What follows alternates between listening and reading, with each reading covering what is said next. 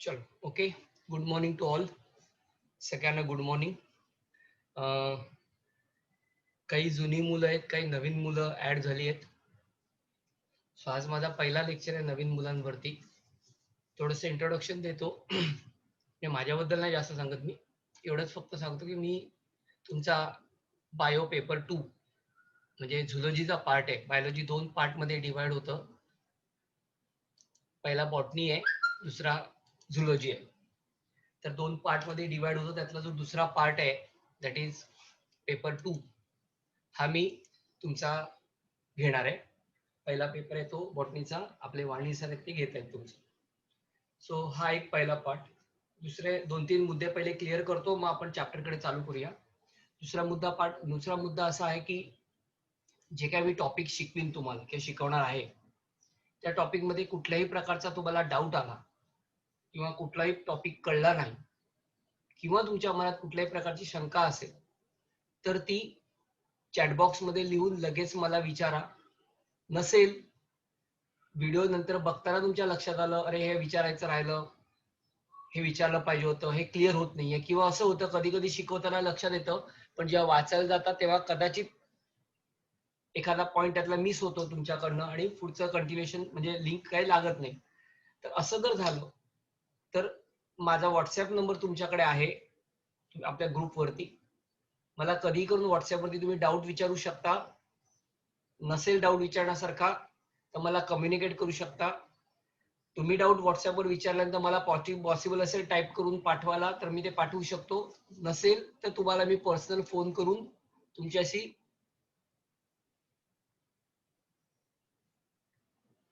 मी सगळं बोलतो बाळांनो, सगळं बोलतो, काळजी नका करू. मी सगळं बोलतो आणि मग मी टॉपिककडे जातो. म्हणून मी थोडा वेळ घेतो तुमचा, मग आपण विषयाकडे जाऊया. ओके. आय नो मला माहिती आहे तुम्ही सगळे नवीन आहात. त्यातले काही ठराविक मुलं जुनी आहेत ज्यांना मी परिचित आहे. तुम्हाला मी परिचित नाही आहे. त्यामुळे तुम्हाला मी सगळी इंट्रोडक्शन पहिली देतो की जेणेकरून तुमचं काही कन्फ्युजन राहायला नको. म्हणून मी तुम्हाला या गोष्टी पहिल्या क्लिअर करतोय सगळ्या की तुम्ही मला व्हॉट्सअपवरती या सगळ्या गोष्टी बोलू शकता. काय डाऊट असेल तर मी तुमच्याशी त्या क्लिअर करून घेईन. हा राहिला इकडचा पार्ट. आता मेन विषयाकडे येऊया. बघा टोटल तुम्हाला एनसीईआरटी बेस्ड आपण शिकवणार आहोत. म्हणजे एनसीईआरटी टेक्स्टबुक मधनं आपण शिकवणार आहोत. 11वीचा जर एनसीईआरटी बुकचा जर विचार केला तर त्याच्यामध्ये टोटल 5 युनिट आहेत. या 5 युनिट पैकी पहिला जो युनिट आहे या पहिल्या युनिट पैकी 2 चॅप्टर तुम्हाला वाणी सरांनी शिकवलेत, 2 चॅप्टर मी घेतले. त्यातला चॅप्टर नंबर जो सेकंड होता दॅट इज बायोलॉजिकल क्लासिफिकेशन. हा चॅप्टर आपण पूर्ण केलाय, झालाय आपला. त्याच्यानंतर ॲनिमल किंगडम म्हणजे किंगडम ॲनिमिलिया. याच्यामध्ये सगळे ॲनिमल्स आणि त्यांचं क्लासिफिकेशन येतं फायलम वाईज, त्यांचे कॅरेक्टर्स येतात. हा एक टॉपिक आपण केलाय म्हणजे diversity in the living world. Unit 1 मधला दुसरा आणि चौथा हे 2 चॅप्टर आपण मी कंप्लीट केलेले आहेत. तसंच युनिट 2 मधला स्ट्रक्चरल ऑर्गनायझेशन इन ॲनिमल्स हा टॉपिक आपला माझा पूर्ण झालेला आहे, आम्ही पूर्ण केलेला आहे. याच्यामध्ये ऍक्च्युली 2 पार्ट आहेत जे स्टेट बोर्ड मध्ये 2 एकत्र करून इथं आपण शिकतोय.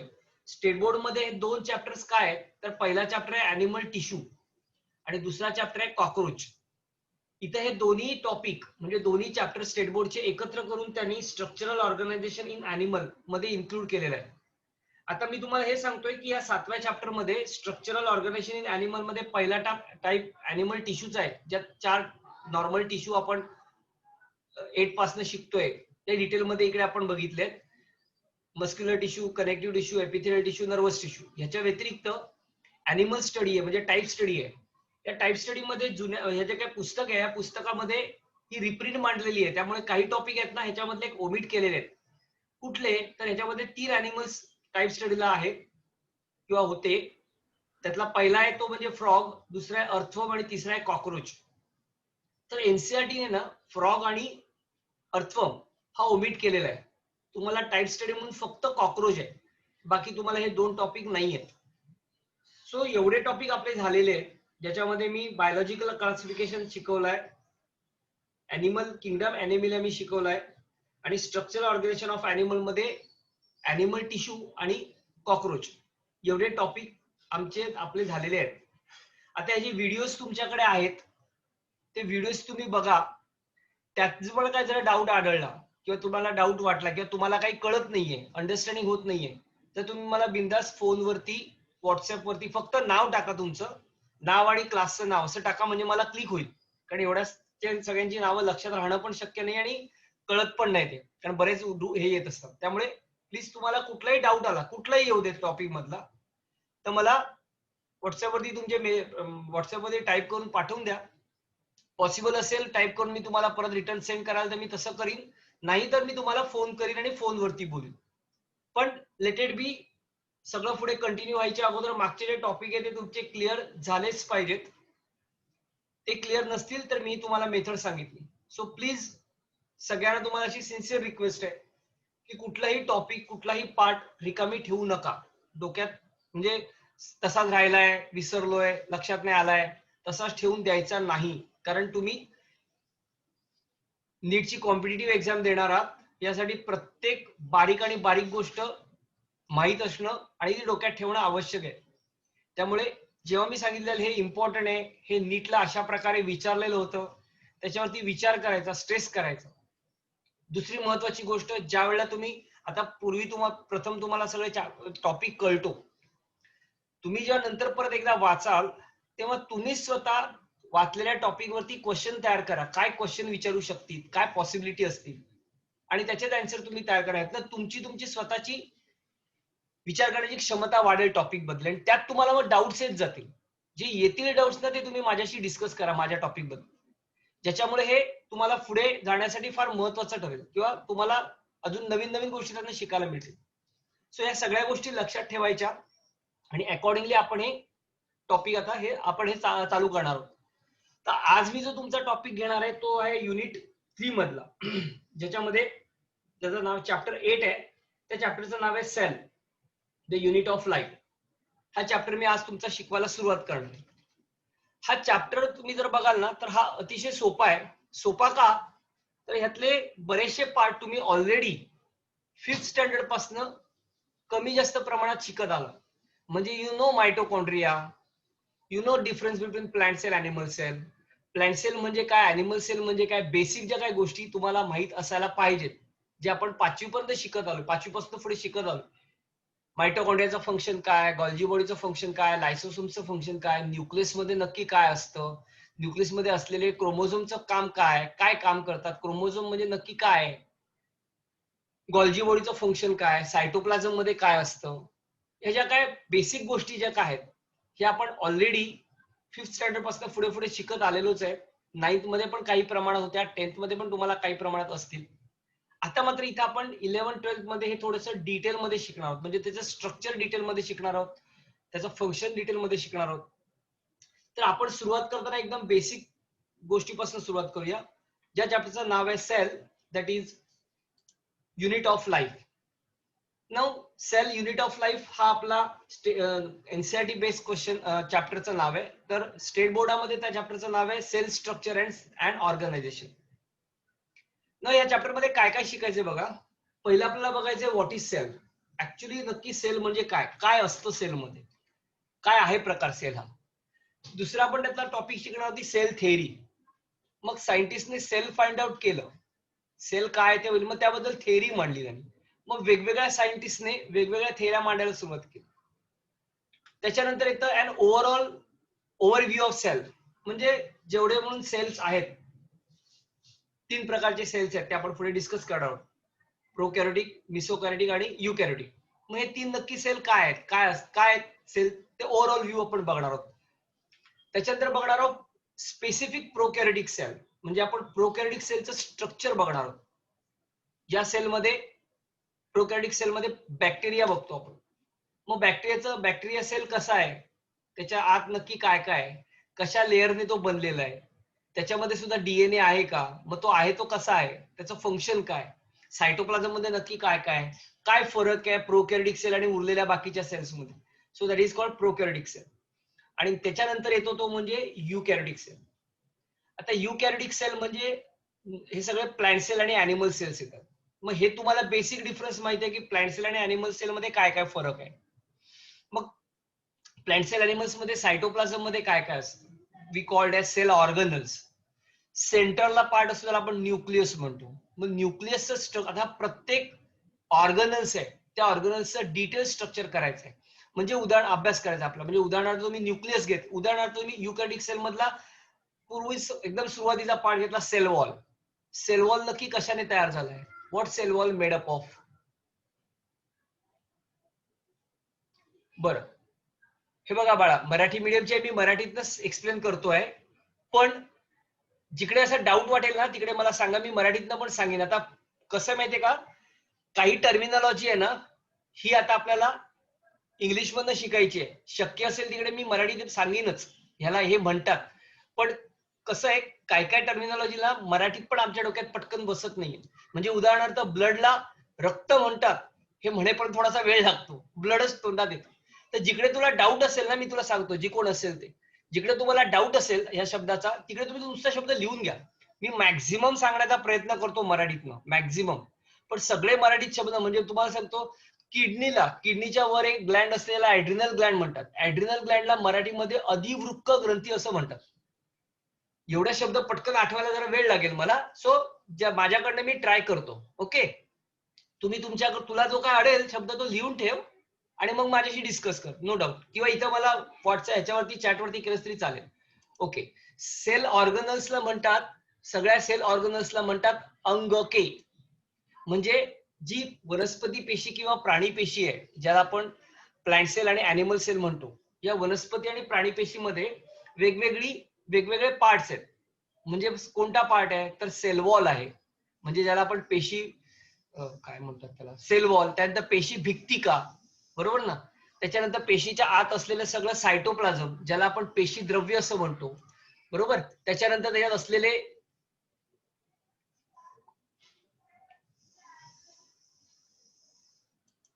वेगवेगळे सेल ऑर्गनल्स आहेत, म्हणजे अंगके आहेत. कोणकोणती अंगके आहेत? लयकारिका म्हणजे लायसोसोम्स, सेंट्रिओल्स, केंद्रकी, केंद्रक, ज्याला न्यूक्लियस म्हणतात, गॉल्जी बॉडी, अशी वेगवेगळी अंगक आहेत, म्हणजे वेगवेगळे ऑर्गनल्स आहेत. या सगळ्या ऑर्गनल्सचा आपल्याला डिटेल स्टडी करायचा आहे. म्हणजे ऑर्गनल्स कशाने बनले, ही अंगके कशाने बनली आहेत, किती त्याला मेम्ब्रेन आहे. सेलला मेम्ब्रेन आहे ज्याला आपण सेल वॉल म्हणतो, त्याच्या आत पण एक मेम्ब्रेन आहे ज्याला आपण प्लास्मा मेम्ब्रेन म्हणतो, त्याच्या आत फ्लुइड आहे ज्याला आपण सायटोप्लाझम म्हणतो, किंवा मराठीमध्ये त्याला पेशीद्रव्य म्हणतात. आणि या पेशीद्रव्यामध्ये, या सायटोप्लाझम मध्ये असंख्य ऑर्गनल्स, असंख्य अंगके सस्पेंडेड असतात, ठेवून बुडवलेली असतात. मग ही प्रत्येक अंगक किंवा प्रत्येक ऑर्गनल्स आहेत, ही प्रत्येक ऑर्गनल्स कशाने बनली आहेत? त्यांना पण मेम्ब्रेन आहे. काही डबल मेम्ब्रेन आहेत, काही सिंगल मेम्ब्रेन आहेत. मेम्ब्रेन नसलेला फक्त एकच आहे, तो म्हणजे रायबोसोम्स. बाकी सगळ्यांना मेम्ब्रेन्स आहेत. They are membrane bound organelles. सगळ्यांना बाहेरनं कव्हरिंग आहे, सगळ्या ऑर्गनल्सला सॉरी. तसंच न्यूक्लियस आहे, न्यूक्लियसला सुद्धा स्वतःची एक आयडेंटिटी आहे. न्यूक्लियस म्हणजे काय, न्यूक्लियसच्या आत काय असतं, हे सगळं आपण डिटेल बघणार आहोत युकॅरियोटिक सेल मध्ये. सो ह्या चॅप्टर मध्ये आपल्याला एवढा पार्ट डिस्कस करायचा आहे. सेल म्हणजे काय, मग त्या सेल बद्दल मांडलेली थेअरी. पेशी म्हणजे काय, मग पेशीबद्दल मांडलेली थेअरी. मग ह्या पेशीचा ओव्हरव्ह्यू, म्हणजे थोडक्यात काय प्लांट सेल आणि अॅनिमल सेल मध्ये काय काय फरक आहे, काय त्यांची साईज वाईज काय फरक आहे, काय चेंजेस आहेत. मग प्रोकॅरियोटिक सेल म्हणजे प्रो म्हणजे फर्स्ट, कॅरिओ म्हणजे न्यूक्लियस, पहिल्यांदा न्यूक्लियस मिळालेली cell, that is called primitive cell म्हणून आपण त्याला. म्हणून प्रोकॅरियोटिक सेल. प्रिमिटिव्ह शब्दशः नका म्हणू आपण त्याला, पण बॅक्टेरियाच्या बॅक्टेरिया असलेली cell, so that is prokaryotic cell. आणि शेवटी युकॅरियोटिक सेल. असं प्रत्येक आपण पार्ट आता डिटेल मध्ये बघणार आहोत. सो आपण अशी सुरुवात करूया पहिल्या पार्टला, व्हॉट इज सेल. बघा, now we know that living organism are made up of cell. जेवढे म्हणून सजीव आहेत, बरोबर ना, जेवढे म्हणून सजीव आहेत ते सगळे सजीव सेलने बनलेले आहेत. सजीव म्हणजे आपण त्याला बायोटिक फॅक्टर म्हणूया. जेवढे म्हणून सजीव आहेत तेवढे सगळे सजीव ह्या सेल्सने बनलेले आहेत, बरोबर. नाउ हे जे काय ह्या सेल्सचा जो अभ्यास आहे, that is study of structure and composition of cell. सेलचं स्ट्रक्चर आणि सेलच्या मध्ये असलेलं कॉम्पोजिशन, या सगळ्यांचा स्टडी म्हणजे त्याला म्हणतात सायटॉलॉजी. मी ही टर्मिनॉलॉजी लक्षात ठेवा हा, ही टर्मिनॉलॉजी लक्षात ठेवा. नीट मध्ये असे प्रश्न विचारतात. So study of study of structure and composition of cell. सेलचं स्ट्रक्चर आणि सेलच्या कॉम्पोजिशनला नाव आहे सायटॉलॉजी. सायटो म्हणजे cell, logy is to study, the study of cell. Study of cell म्हणजे काय? सेलचं स्ट्रक्चर आणि composition is called as cytology. Now cytology is also called as cell biology. त्याला दुसरं नाव आहे cell biology. So cell biology correlates the structure with the functions, that is life processes of the cell. So you can say study of structure and composition of cell is also called cytology. ज्या शास्त्रामध्ये पेशीचा आणि पेशीमध्ये असलेल्या कॉम्पोजिशनचा, आत असलेल्या घटकांचा जो अभ्यास केला जातो त्याला सायटॉलॉजी असं म्हणतात किंवा त्याला सेल बायोलॉजी असं म्हणतात. Now all organisms are made up of cell, whether unicellular or multicellular. कुठलेही तुम्ही सेल घ्या, मग ते तुम्ही युनिसेल्युलर घ्या किंवा कुठलेही ऑर्गॅनिझम घ्या, जर तो युनिसेल्युलर घ्या किंवा मल्टीसेल्युलर घ्या. युनिसेल्युलर ऑर्गॅनिझम घेतला तर एका पेशीने बनलेल्या ऑर्गॅनिझमला युनिसेल्युलर म्हणतात. ज्या प्राण्यांचं शरीर, ज्या प्राण्यांचं अंग एका पेशीने बनलेलं आहे त्याला आपण युनिसेल्युलर म्हणतो. ज्या प्राण्यांचं शरीर असंख्य पेशीने बनलेलं आहे त्यांना मल्टीसेल्युलर म्हणतात. सगळे प्लांट्स, ॲनिमल्स मल्टीसेल्युलर आहेत. प्रोटोझोन्स, बॅक्टेरिया हे सगळे युनिसेल्युलर आहेत, एका सेलने बनलेले आहेत. जरी या प्राण्यांचं शरीर किंवा जरी या ऑर्गॅनिझमचं शरीर एका किंवा असंख्य पेशीने बनलेलं असतं. बघा आपलं शरीर असंख्य पेशीने बनलेलं आहे. प्लांट्स आणि ॲनिमल्स म्हणजे हायर जे कॉम्प्लेक्स ॲनिमल्स आहेत हे सगळ्यांचं शरीर असंख्य म्हणजे वी आर मल्टीसेल्युलर, आपल्या असंख्य पेशीने बनलेलं आहे. त्यामुळे आपल्या असंख्य पेशीने बनल्यामुळे आपल्याकडे वेगवेगळ्या सिस्टीम्स डेव्हलप झालेल्या आहेत, ज्या पेशी एकत्र येऊन टिश्यू तयार होतात. पेशी सगळ्या एकत्र येतात, टिश्यू तयार होतात, टिश्यू सगळे एकत्र येतात, अंगके तयार होतात म्हणजे ऑर्गन तयार होतात, ऑर्गन तयार होऊन सिस्टीम तयार होते. त्यामुळे आपल्यामध्ये काय झाली आहे, हे सगळं एकत्र येऊन सिस्टीम तयार झाली आहे आणि आपल्यामध्ये ही सगळी सिस्टीम एक विशिष्ट काम करते. विशिष्ट सिस्टीम विशिष्ट काम करणार. डायजेस्टिव्ह सिस्टीमचं काम डायजेस्टिव्ह सिस्टीमच करणार. पचन संस्था असलेली सिस्टीम ही पचन संस्थेचं काम करणार. चेतापेशी असलेली संस्था चेतासंस्था काम ही इम्पल्स ट्रान्समिशनच काम करणार. पण हे सगळ्या वरच्या ॲनिमल्स मध्ये जरी ॲनिमल युनिसेल्युलर असेल, जरी ॲनिमलचं शरीर एकाच पेशीने बनलेलं असेल, तरी या एका पेशीमध्ये सुद्धा जेवढी म्हणून व्हायटल फंक्शन्स आहेत, व्हायटल म्हणजे अति महत्वाची, कोणती? रेस्पिरेशन आहे, एक्सक्रिशन आहे, डायजेशन आहे, ही बेसिक फंक्शन्स आहेत. प्रत्येक ॲनिमलला अन्न ग्रहण करायलाच पाहिजे. मग तो युनिसेल्युलर असेल, मल्टीसेल्युलर असेल. युनिसेल्युलरचं अगदी सिंपल एक्झाम्पल सांगायचं झालं तर अमिबा. अमिबा सुद्धा अन्न ग्रहण करतो. Amoeba also engulf the food particle. How it engulf the food particle? It move pseudopodia. स्वतःचे जे छद्मपाद आहेत हे ती पुढे सरकवतो आणि या फॉरेन मटेरियलला म्हणजे जे त्याचं भक्ष्य आहे त्या भक्ष्याला तो त्या फॉरेन पार्टिकलला स्वतःचे छद्मपाद, स्वतःचे सुडोपोडिया पुढे सरकवून त्या ॲनिमलला आत घेतो. आत घेतल्यानंतर त्या ॲनिमलच्या आत तो डायजेस्टिव्ह व्हॅक्यूल तयार करतो, बरोबर ना? म्हणजे पचन करण्यासाठी व्हॅक्यूल, पोकळी तयार करतो आणि ह्या पोकळीमध्ये त्याचं डायजेशन होतं. म्हणजे थोडक्यात तो युनिसेल्युलर असू दे किंवा मल्टीसेल्युलर असू दे, कुठला जरी ॲनिमल असला तरी जी अति महत्वाची फंक्शन्स आपल्यामध्ये सुद्धा जे होतात ती सुद्धा या ॲनिमल्स मध्ये होतात. सगळे ॲनिमल्स रेस्पिरेशन करतात. See their forms are different, their organs are different. आपण लंग्सने करतो म्हणून त्या ऑर्गन्स मध्ये लंग्स नाहीयेत, ते स्किन मधनं करत असतील किंवा दुसरा काही सोर्स असेल. आपण एक्सक्रिशन ऑस्मोलेशन करतो म्हणून दुसरे पण काय म्हणू त्याला आपण एक्सक्रिशन ऑस्मोलेशन ॲनिमल वेगवेगळ्या ऑर्गन मधनं करतात. पण ही जी काय व्हायटल फंक्शन्स आहेत ही सगळी व्हायटल फंक्शन्स हे युनिसेल्युलर ऑर्गॅनिझम करतात. सो आयदर ऑर्गॅनिझम एका पेशीने बनलेला आहे किंवा ऑर्गॅनिझम असंख्य पेशीने बनलेला आहे.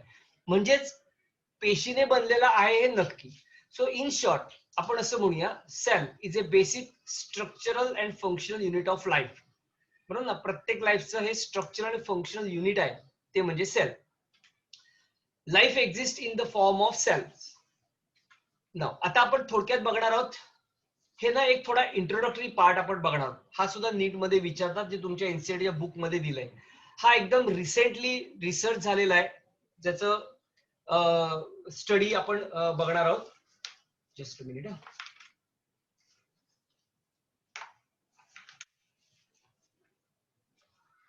एक मिनिट होल्ड कर. हा, त्याचं नाव आहे, सायंटिस्ट आहेत हे, सायंटिस्टचं नाव आहे Ramachandran. Okay. So introduction about Ramchandra, GN Ramchandra याने काय केलं तर याने या सायंटिस्टने ना कोलॅजिन जो आहे याच्यावरती रिसर्च केलाय. ओके, न हा जो काय स्पॅन आहे त्याचा, हा स्पॅन आहे साधारणतः 1922 to 2001, म्हणजे एकदम रिसेंट स्टडी आहे. बघा, GN Ramachandran is an outstanding in the field of protein structure. Now, he was the founder of Madras School in conformational analysis of biopolymolecules. याच्यावरती त्याने रिसर्च केला. कुठला? He discovered the triple helical structure of collagen. Collagen हे एक प्रकारचं protein आहे जे आपण पूर्वी शिकलोय. कोलॅजिन आणि इलॅस्टिन, त्यातलं कोलॅजिन जो आहे, and published in Nature. His analysis on conformations of proteins through Ramchandran's plot rank is the most outstanding contribution in structural biology.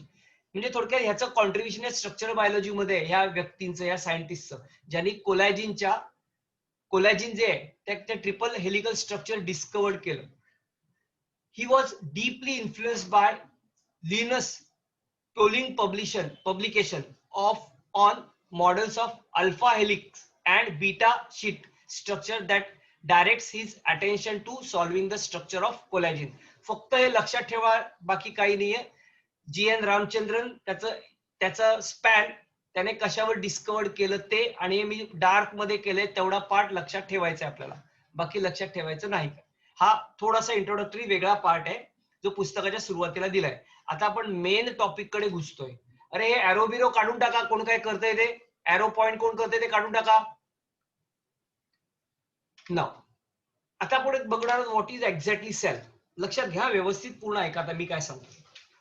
बघा, ऍक्च्युली ना आता आपल्याला माहितीये की animal made up of cell, plant made up of cell, living organism made up of cell, पण त्यावेळी हे डिस्कवर झालं नव्हतं.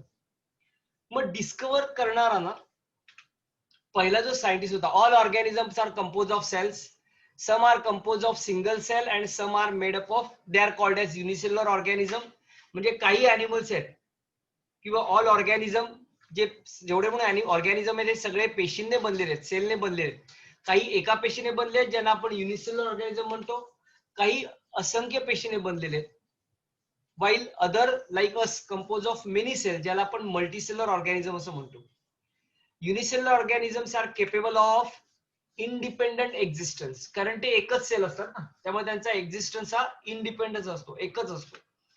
Performing the essential functions of life, एकटच असल्यामुळे सगळे व्हायटल फंक्शन आहे. Once again I repeat, vital functions म्हणजे जे अति आवश्यक लागणारे फंक्शन्स आहेत, से डायजेशन, एक्सक्रिशन, ऑस्मोरेग्युलेशन, असे सगळे फंक्शन्स. अॅनिमल एकाच पेशीने बनलाय, एकाच ऑर्गॅनिझम एकाच पेशीने बनले असल्यामुळे त्याचा एक्झिस्टन्स हा इंडिपेंडंट आहे, आणि सगळे तो एकच अॅनिमल सगळी फंक्शन जेवढी म्हणून इसेन्शियल फंक्शन्स आहेत लाईफ मधली, तो सगळे तो परफॉर्म करतो. Anything less than a complete structure of a cell does not ensure independent living. Now, hence, cell is a fundamental structural and functional unit of all living organism. म्हणून cell ही fundamental structural and functional unit of living organism आहे. आता आपण सेलची discovery बघूया. बघा, लक्ष द्या. पहिली जी सेल डिस्कवर केली, बरोबर ना, ती होती रॉबर्ट हुक. ह्या रॉबर्ट हुकने डेड सेल वरती, म्हणजे डेड प्लांट सेल, आपली डेड सेल होती ऍक्च्युली ती लिव्हिंग सेल होती, डेड झाल्यानंतर त्याने बघितली, त्याला त्याने नाव दिलं कॉर्क. कॉर्क जी सेल आहे, ओके, ही प्लांट सेल होती, आणि ह्या डेड टिश्यू वरती त्याने पहिलं हे बघितलं, तेव्हा त्याला असं आढळलं की हे सगळे हेक्झागोनल रिंग्स आहेत. ही एक हेक्झागोनल रिंग आहे, दुसरी एक हेक्झागोनल रिंग आहे. आता हेक्झागोनल रिंगला त्याला नाव द्यायचं होतं. हे नाव त्याने कशावरनं दिलं तर जे मॉन्क असतात ना, मॉन्क म्हणजे बुद्धिवादी असतात ना, बौद्ध लोक जे हे करणारे, ते ना ज्या घरात राहतात त्या घराला ना सेल्युला असं म्हणतात, CELLULA. हा सेल्युलाचं ते घर आहे ते ह्या प्रकारचं असतं, हेक्झागोनल असतं, आणि म्हणून रॉबर्ट हुकने या प्रत्येक हेक्झागोनलला नाव दिलं सेल. सो हा पहिला सायंटिस्ट होता की ज्याने प्रिमिटिव्हली सेल फाइंड, म्हणजे एकदम पूर्वी पहिली सेल फाइंड आउट केली. तो म्हणजे रॉबर्ट हुक. याने cork plant cell, cork actually रबराचं झाड आहे, हे रबराच्या झाडाचं त्याने काय म्हणजे सेल बघितले, म्हणजे पार्ट बघितले, तेव्हा त्याला असं आढळलं की ते हेक्झागोनल रिंग्स आहेत, सगळ्या अशा हेक्झागोनल सगळ्या रिंग्स आहेत. मग हेक्झागोनल रिंग्सला नाव काय दिलं, तर हे हेक्झागोनल रिंग्स कशासारख्या होत्या, तर एक काय म्हणतात ते आध्यात्मिक लोक आहेत, ज्यांना आपण काय म्हणतो मॉन्क म्हणतो, म्हणजे बुद्धिवादी लोक वगैरे असतात ना, त्या टाईपचे. हे लोक ज्या घरात राहतात त्यांचं घर पण अशाच प्रकारचं असतं आणि त्या घराला ते सेल्युला असं म्हणतात आणि म्हणून त्याने या हेक्झागोनल रिंग्सला नाव दिलं सेल. मग ह्याच्यानंतर पुढे दुसरा जो सायंटिस्ट होता त्याचं नाव होतं अँटॉन वेन ल्युविनहॉक. बघा लक्षात कसं ठेवायचं, अँटॉन वेन LEEU ल्युवेनहॉक. ओके, असं जर नाव लक्षात ठेवा. ही सायंटिस्टची नावं लक्षात ठेवायची आहेत तुम्हाला, ही मार्क करून ठेवा. याने ना फर्स्ट लिव्हिंग सेल प्लांट मध्ये फाइंड आउट केलं. ओके, फर्स्ट प्लांट मध्ये नको, फर्स्ट लिव्हिंग सेल त्याने फाइंड आउट केलं. त्याने काय केलं, तर हा जो काय सायंटिस्ट होता ना, ह्याने रॉबर्ट हुकने एक बुक त्यावेळेला प्रकाशित केलं होतं, त्याचं नाव आहे मायक्रोग्राफिका. त्या मायक्रोग्राफिकामध्ये हे सगळं त्याने मेन्शन केलेलं होतं. या सगळ्याचा आधार घेतला त्याने आणि त्याने पहिली लिव्हिंग सेल फाइंड आउट केली. पहिली लिव्हिंग सेल फाइंड आउट कशी केली, तर त्याने पॉन्ड मध्ये साठलेलं पाणी असतं, साठलेल्या पाण्याचा एक थेंब घेतला आणि थेंब त्याने तो मायक्रोस्कोप खाली बघितला. या खाली इकडे रॉबर्ट हुकने जो तयार केलेला मायक्रोस्कोप हा एकदम जुनाट पद्धतीचा होता. ह्याने नंतर त्यात बराचसा मॉडिफिकेशन केलं लेन्स मध्ये आणि मॉडिफिकेशन करून त्याने पहिली फर्स्ट लिव्हिंग सेल बघितली.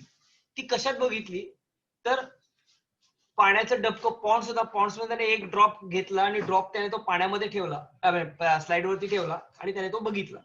तर असं फर्स्ट लिव्हिंग सेल त्याला दिसली, that is first living cell. तर हे दोन सायंटिस्ट होते, एक रॉबर्ट हुक आणि दुसरा अँटॉन वॉन ल्युवेनहॉक असं त्याचं नाव आहे, ल्युविंगहेक HOKE.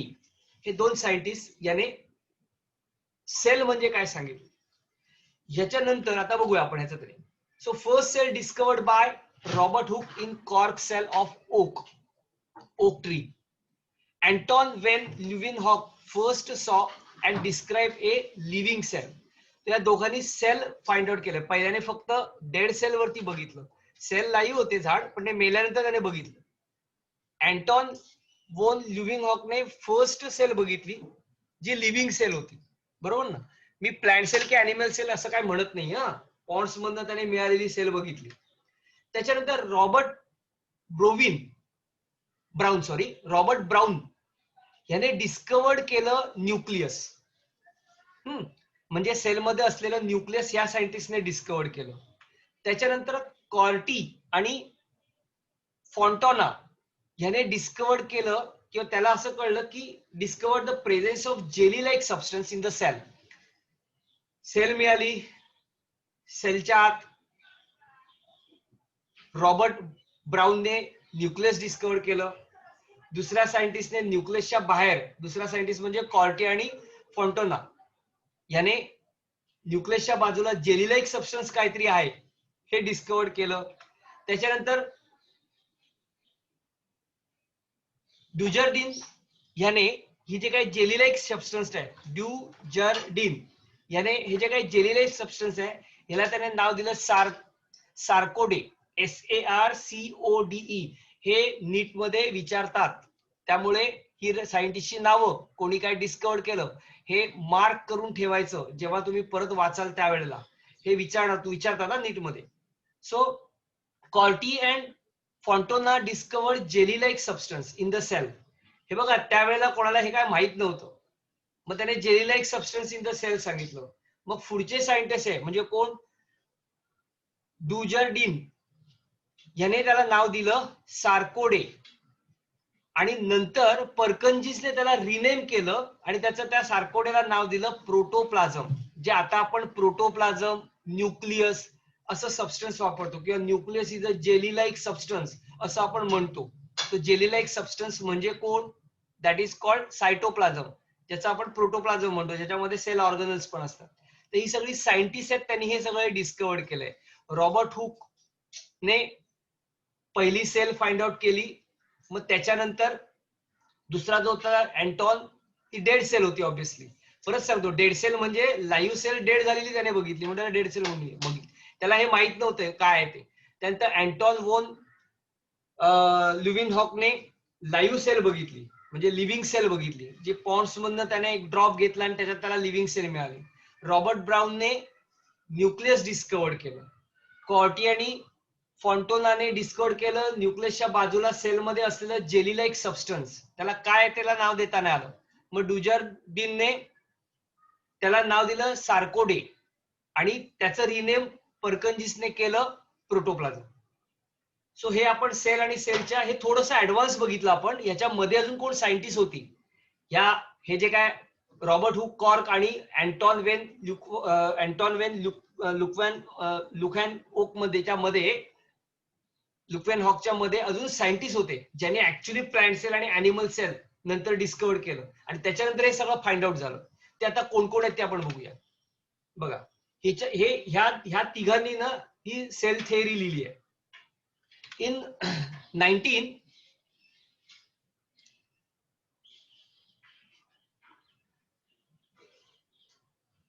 का रिनेम केलं का, त्याला नाव नव्हतं ना काहीतरी, त्याला काहीतरी नाव द्यायला पाहिजे चांगलं, म्हणून त्याने बघा पुढे आता कळेल ते आपल्याला का नाव दिलं ते. कारण त्याच्यात नुसतं सेल ऑर्गनल्स नव्हतं, त्यात सेल ऑर्गनल्स पण होतं ना. सेल ऑर्गनल्स आणि सायटोप्लाझम असं एकत्र होतं. मग त्याला परत एक्सप्लेन करायला पाहिजे होतं वेगळं, म्हणून त्याला म्हणजे थोडक्यात आपण आता प्रोटोप्लाझम म्हणत नाही, प्रोटोप्लाझम म्हणजे सायटोप्लाझम पण म्हणतो आणि सेल ऑर्गनल्स पण म्हणतो, असं मिळून ते प्रोटोप्लाझम तयार झालं. म्हणून ते नंतर जसे शोध लागत गेले तशी नावं देत गेले. आता लक्षात घ्या, हे अतिशय महत्वाचं सांगतोय मी, की सायंटिस्टची नावं परीक्षेला डेफिनेटली विचारतात, कोणी काय डिस्कवर केलंय आणि कोणी काय शोधलंय. बघा त्याच्यानंतर ना 1838 मध्ये मिथॅल्स